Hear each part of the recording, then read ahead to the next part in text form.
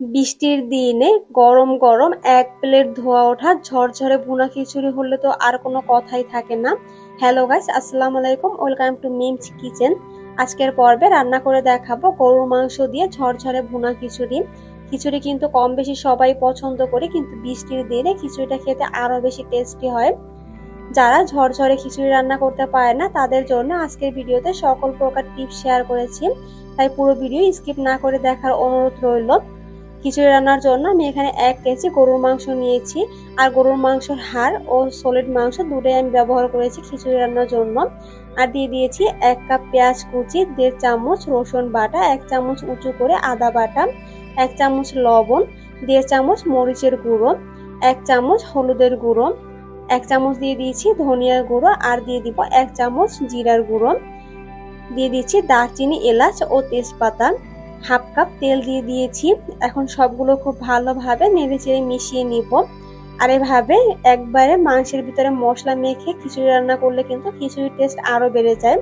এখন চুলায় একদম লো আছে আমি মাংসটাকে রান্না করে নিব যতক্ষণ না পর্যন্ত মাংস থেকে পর্যাপ্ত পরিমাণে পানি বের হচ্ছে।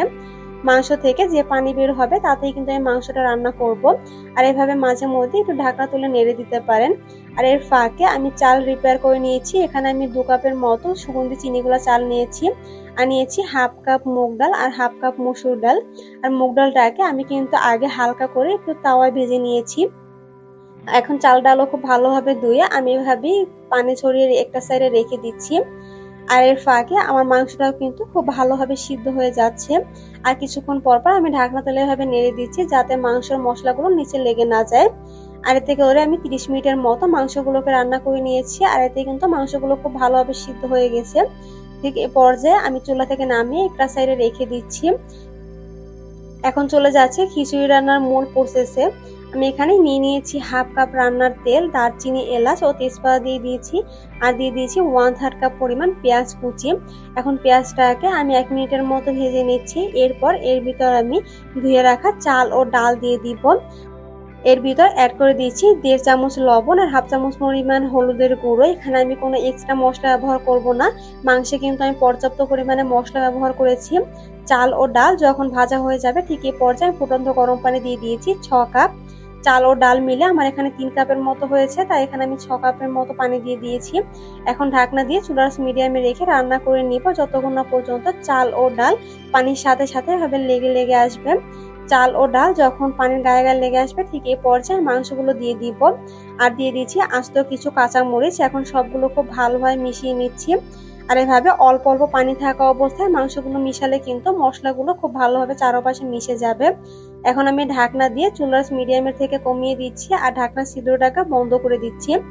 আর কিছুক্ষণ পর আমি এভাবে ঢাকনা তুলে খিচুড়িটাকে খুব ভালোভাবে নেড়েচেড়ে মিশিয়ে নিচ্ছি। এতে কিন্তু চাল ও ডাল খুব ভালোভাবে সিদ্ধ হয়ে যাবে, কোনো প্রকার কাঁচা থাকার সম্ভাবনা থাকবে না। এখন উপরে আমি ঘি দিয়ে দিয়েছি আর দমে দিয়ে দিচ্ছি 10 মিনিটের জন্য। 10 মিনিটেই কিন্তু আমার খিচুড়িটা একদমই ঝরঝরে হয়ে যাবে।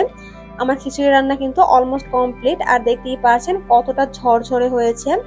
এখন এই ধোয়া ওঠা গরম গরম খিচুড়িটা আমি পরিবেশন করে নিচ্ছি।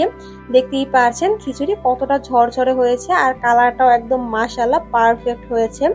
আপনাদের কাছে রেসিপিটি ভালো লেগে থাকলে অবশ্যই ট্রাই করবেন। এরকম সিম্পল রেসিপি পেতে আমার চ্যানেল সাবস্ক্রাইব করে দিবেন, পেজ থেকে দেখলে ফলো করে দিবেন। আজ এ পর্যন্ত, আল্লাহ হাফেজ।